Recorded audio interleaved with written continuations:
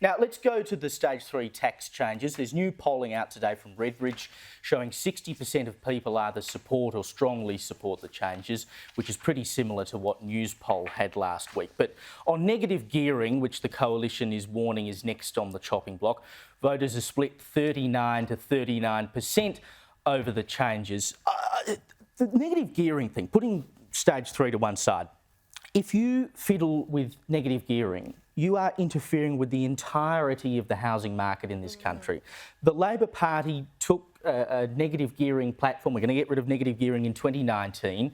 We saw what happened to them in that election, and sure, there were other factors like Queensland, for instance, where they did very badly in coal seats, etc.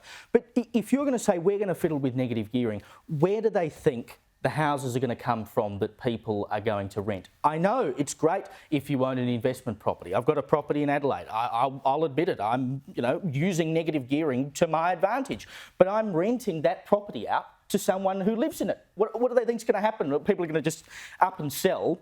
And then you've got other people who will either be able to afford to buy a property and get punted out because someone doesn't want to rent it out anymore. Fantastic.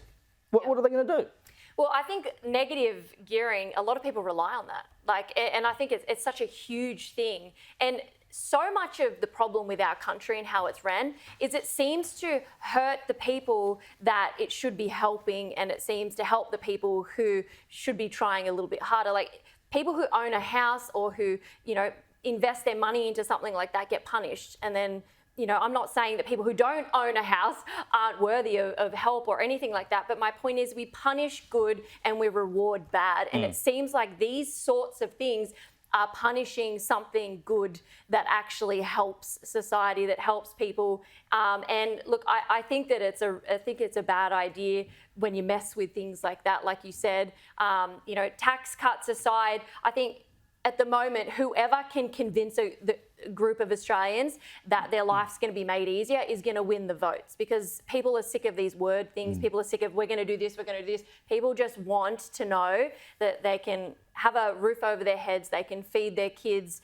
they can educate their children. People want tangible solutions. And I'm sort of sick of hearing these polling. I'm like, who's going to convince me that they're going to actually make my life easier and my family's life easier?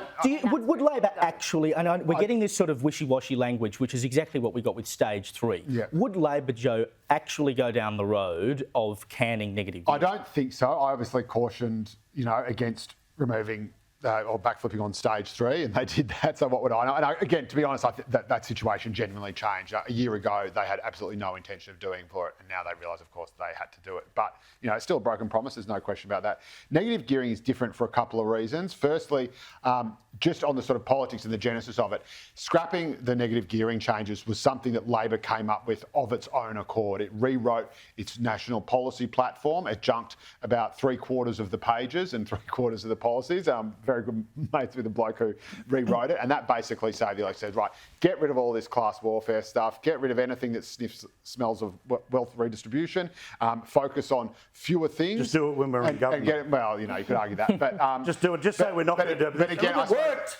Whether you can do it every time, I don't know. But this wasn't like a clever wedge that was the coalition's policy, and then you put a gun to Labor's head, so you're going to back it or not. 100%. Crap, we've got to do that. This is something they wrestled with, came to of their own accord. The second thing is in 2019, there was a housing affordability crisis.